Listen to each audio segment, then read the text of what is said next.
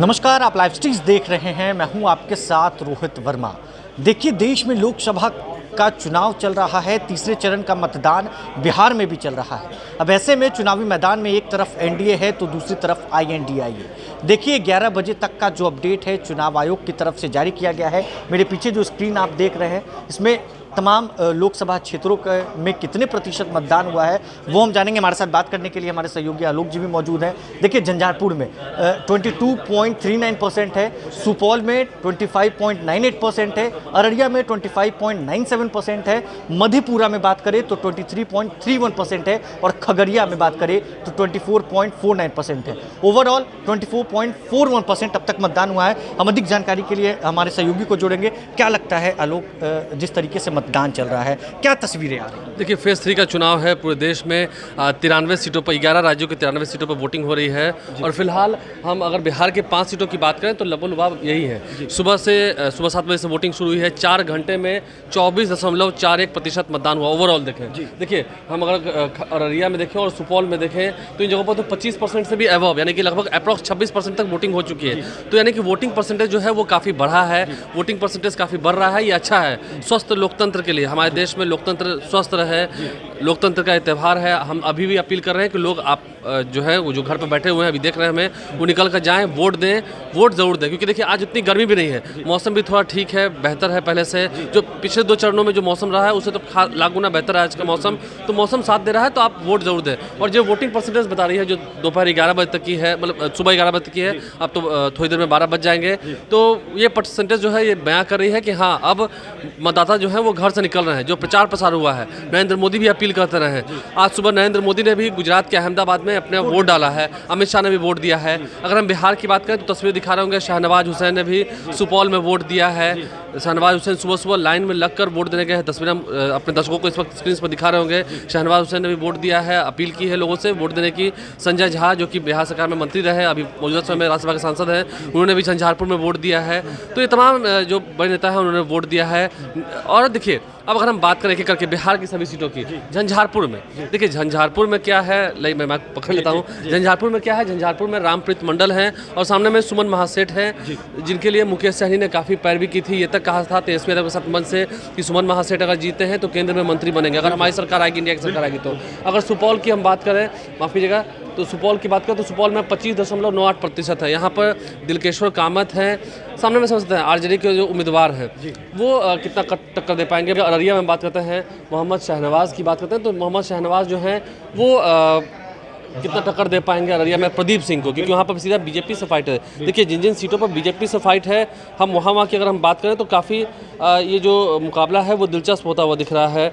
लेकिन अगर हम सुपौल की बात करें तो जहाँ पर हम मधेपुरा की बात करें, प्रोफेसर कुमार चंद्रदीप कितना टक्कर दे पाएंगे दिनेश चंद्र यादव को, ये देखना होगा। दिनेश चंद्र यादव भी अखाड़े में, पहले वो खगड़िया सांसद रहे थे, फिर मधेपुरा से आए। पिछली बार पप्पू यादव और शरद यादव को चुनाव हराया था।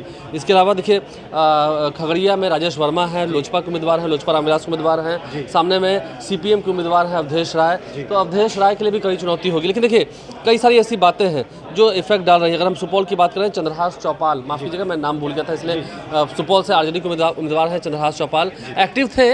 लेकिन अंत समय में कहा जा रहा है कि वहाँ पर जो तमाम जो नीतीश कुमार के जो वोटर्स हैं, जिन्हें 55 वोटर कहते हैं, वो अचानक एक्टिव हो गए। और विजेंद्र प्रसाद यादव, जो कि बिहार के ऊर्जा मंत्री हैं, उन्होंने काफ़ी अच्छे से मोर्चा संभाला। इस उम्र में भी विजेंद्र प्रसाद यादव भी आज सुपौल में होंगे, वो वहाँ वोट दे रहे होंगे। तो विजेंद्र प्रसाद यादव ने मोर्चा संभाला और जिसका फ़ायदा एनडीए को मिलता हुआ दिख रहा है। अगर हम 5 सीट की बात करें फिलहाल, तो खगड़िया में भी महबूब अली कैसर थे, पिछली बार एनडीए जीती थी। मधेपुरा में भी एनडीए, अररिया में भी एनडीए, सुपौल में भी एनडीए, झंझारपुर में भी एनडीए। इसमें से झंझारपुर, सुपौल, मधेपुरा में ये 3 जगहों पर जेडीयू की सीटें हैं। अररिया में बीजेपी की सीट है और खगड़िया में जो है वो लोजपा की सीट है। तो वहाँ पर वोटिंग परसेंटेज आप देख सकते हैं। इस बार भी राजेश वर्मा काफ़ी धुआंधार तरीके से खगड़िया में उन्होंने प्रचार किया है। नरेंद्र मोदी जब आए थे, उन्होंने राजेश वर्मा के लिए वोट मांगा, अमित शाह ने भी राजेश वर्मा के लिए वोट मांगा।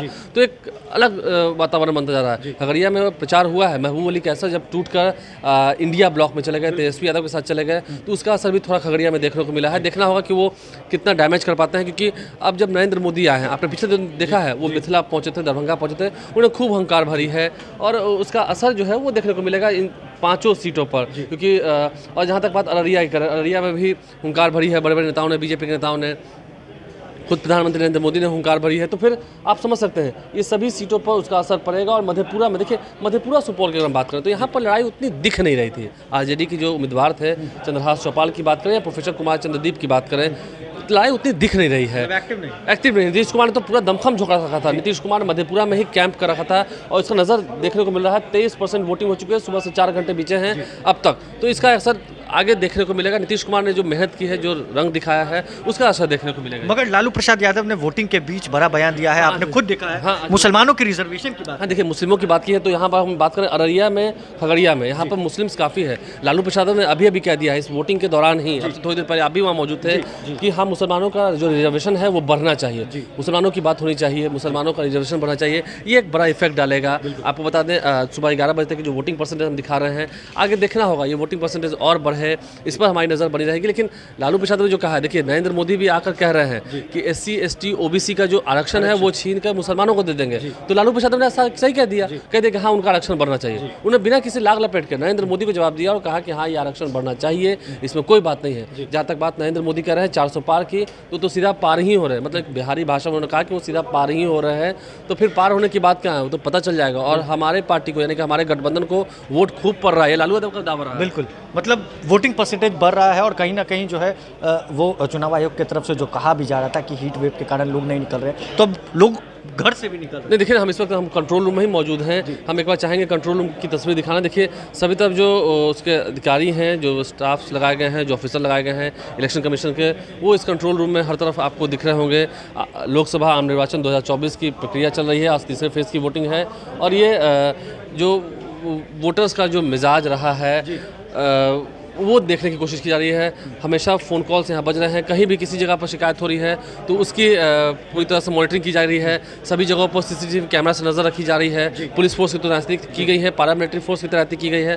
तो ये एक अलग माहौल है। चुनाव का पर्व है, देश का गर्व है और देश के इस गर्व में आप भी अपने घरों से निकले, वोट दें इन सभी जिलों में। देखिए, हम सीरियसली कहते हैं रोहित, अपने वोटर्स से, जो अपने व्यूअर्स हैं, आप वोटर हैं, अगर आप खुश हैं तो उन्हें इनाम दीजिए। आपके सांसद ने काम किया है तो आप इनाम दीजिए। अगर आप खुश नहीं है तो उन्हें सजा दीजिए, जाकर उन्हें सजा दीजिए, उनके खिलाफ वोट कीजिए, लेकिन वोट कीजिए। हम किसी का नाम नहीं ले रहे, लेकिन हम कह रहे हैं कि अगर आप किन्हीं से भी नाराज़ हैं तो उनके खिलाफ वोट कीजिए, लेकिन हाँ, वोट ज़रूर कीजिए। अगर आप खुश हैं तो उन्हें इनाम दीजिए, अगर आप नाराज़ हैं तो उन्हें सजा दीजिए, लेकिन वोट ना दे करके क्यों हंसी के पात्र बनते हैं। देश को भी आप बिल्कुल।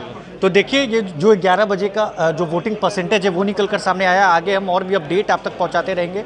बहरहाल इस खबर में बस इतना ही। अगर आपने अब तक लाइव सिटीज़ को सब्सक्राइब नहीं किया है, जल्द से जल्द लाइव सिटीज़ को सब्सक्राइब कर ले। साथ ही साथ हमारे फेसबुक पेज को फॉलो करना, वीडियो को लाइक शेयर करना बिल्कुल भी ना भूलिए। धन्यवाद।